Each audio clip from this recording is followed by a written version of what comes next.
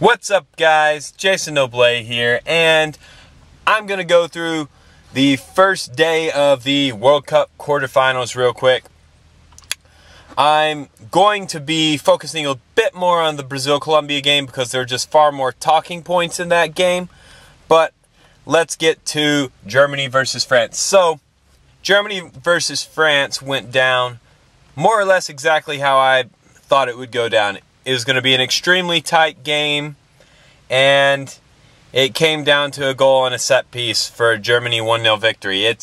I couldn't have expected it to go much different than that. It is what it is. It was extremely tight. Both teams were moderately conservative, and it is what it is. It wasn't one of the more entertaining games of the World Cup so far, but it was alright. It was competitive, and it was between two good teams, and Germany are deserved semifinalists. Alright, now on to the Brazil-Colombia game. Alright, so this game is one that is going to go down in the history books as an extremely entertaining game, and with all sorts of talking points, because it was a very open game, and it was also an extremely rough and physical game. So let's get to the goals first. So David Luiz scored off a corner kick, Neymar with the assist, and David Luiz also scored probably the best free kick goal of the tournament with a very long-range free kick. And James Rodriguez scored a penalty kick after Julio Cesar brought him down in the box. So, now, on to some other talking points about this game. Thiago Silva is suspended for the semifinal against Germany in an utter moment of stupidity. Now, I will have to point this out. What Thiago Silva did, if you go back a decade or two, a few decades ago, what he did would have been perfectly legal. The old rules said that once the ball has left the goalkeeper's hand, the ball is in play. When he touched the ball had clearly left the goalkeeper's hands. But that is no longer the rule. The rule now, as someone I spoke to said, overprotects the goalkeepers in some ways, and the rule now is you may not prevent them or interfere with their distribution, and that's what he did, and he got a yellow card for it, and he now misses the semifinal with Germany.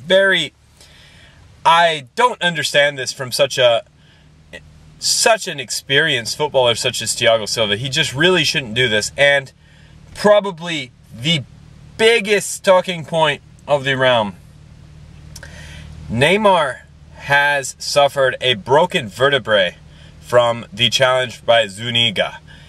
Zuniga kneed him in the back, and it broke Neymar's vertebrae in his back, and Neymar will play no more part in this World Cup. And it's a very saddening thing to see such a talented player leave the World Cup in this fashion. I cannot wish this upon anyone. It really should have been a red card offense, and to touch on the subject a bit, the referee was terrible. There were so many fouls during the game, and so many should have been cards, and the referee just wasn't buying it. Most of the cards in the game actually were not for major fouls. For example, the Thiago Silva card, also James Rodriguez's card. They were not major fouls, but those are what warranted cards. Zuniga actually arguably had 2 fouls that could have been red cards. He planted his studs on Hulk's knee. I think that should have been a clear red card. And the knee on Neymar is going to go down in the books as one of the more violent fouls in World Cup history. And it received no booking whatsoever. Neither of them received a booking whatsoever. So, Neymar and Thiago Silva are out for the semifinal of Brazil-Germany. Now, I want to touch on this subject because it reared its ugly head once again. Negativity and hatred towards, oddly enough, it only seems to be towards Brazilian players and the Brazilian national team. And I'm going to open this up with something that Ian Dark, who is the play-by-play commentator on ESPN in the United States, Brazil with another unconvincing performance win today. All right, so what exactly was unconvincing about their performance today? They scored 2 goals against a very good Colombia team. They were the superior team for the majority of the match, if not the entire match.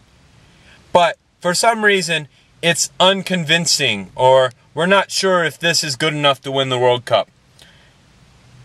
I could easily have made those same arguments over the France-Germany game about Germany, but there's a reason I didn't. I knew they were playing against a top team in France, and it was always going to be a close game. Colombia is also a top team. I think people aren't quite giving them the credit. It was fun to cheer for them against Brazil, if you didn't like Brazil, but they didn't actually think Colombia was a good team. And that's kind of insulting to Colombia, in my opinion, that when Brazil beat them, you call it unconvincing. You do not give Colombia due credit. And I'm getting tired of this double standard. European team plays mediocre or has a tough game, no one says anything. Brazil have a tough game, oh, they're not good enough. There's no way they can win the World Cup. It's terrible. And I want to touch on one other topic, because this was something I found extremely disturbing, and this was through some internet forums that I've read and on the internet. When Neymar actually got injured, multiple people were saying that, oh, he's just dying. Look at the diver. Look at the baby on the ground rolling around in pain, making fun of him. Now, at the moment, they didn't know that he had broken his vertebrae. But that really doesn't make up for it, because it's blatantly obvious that he just got taken out in this circumstance. It had nothing to do with diving, and all of this talk of Neymar being a diver is so exaggerated, it's pretty much just plain stupid. Yes, he has dived in his career. No, I do not like it when he dives, or any other player for that matter. It's not like he's the only one. Every team in this World Cup has players that are diving. Every single one. But the fans like to pick on individuals. Neymar is one of these individuals. Robin is one of these individuals. Now, do they dive? Yes. I actually would probably consider Robin as bad or worse of a diver than Neymar, but Neymar gets I think it's because Neymar's haircuts and stuff, people like to make fun of him a little bit more. Also because Neymar's Brazilian. For some reason, Brazilian is a reason to make fun of somebody in soccer now. Used to be, it meant you were awesome. Now it's it's a criticism, which I still don't get. But people are making fun of him for this. And even worse than that, after they found out that he'd broken his vertebrae, I read posts from people saying they are glad he will no longer play in the World Cup, so they don't have to see his diving ass on the field anymore. Alright, so what type of person are you when you are saying this? You're happy somebody had their vertebrae broken because they might have faked a foul or embellished an injury in a previous incident. That's pretty fucked up in my opinion. I personally would not wish this on any footballer in the World Cup, no matter how much I dislike the team. There are players in the World Cup I hate. I'll give you an example. I fucking hate Wayne Rooney. I think Wayne Rooney is maybe the most overrated footballer in the past 10 years. But I would never wish him a serious injury of the sort. I might wish him to perform poorly or for his team to lose, but I'm never going to wish serious injury or be happy because he's hurt. That, to me, is a sign of a very petty and pathetic person. And it's just not necessary. Also, some of the hatred towards him is just absolutely... people say he's not proven himself as a player.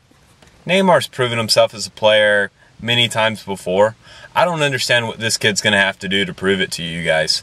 I mean, the kid's a 2-time South American Footballer of the Year, and he's only 22 years old.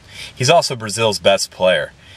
He's proven it time and time again, and it's a very, very unfortunate thing we will not see him anymore in this World Cup. I mean, unfortunately, as a fan, I feel like I've been robbed of something. And one other thing I'd like to point out, I really am not getting the hate towards a player like this, because if anything, Neymar is a player, in my opinion, that shows some of the magical plays like a Ronaldinho or Maradona that most players cannot do. And that's one of the reasons why I love him. I think he's the type of footballer most casuals should at least appreciate. You don't have to be a diehard fan for him, but I would have thought most casuals would appreciate it. But it seems more casuals are haters than they are actually fans. And leads me to question, is Joga Bonito dead? It seems the average fan that I'm seeing is wanting more of a straightforward approach to football now, to where get rid of the tricks, get rid of the fancy skills.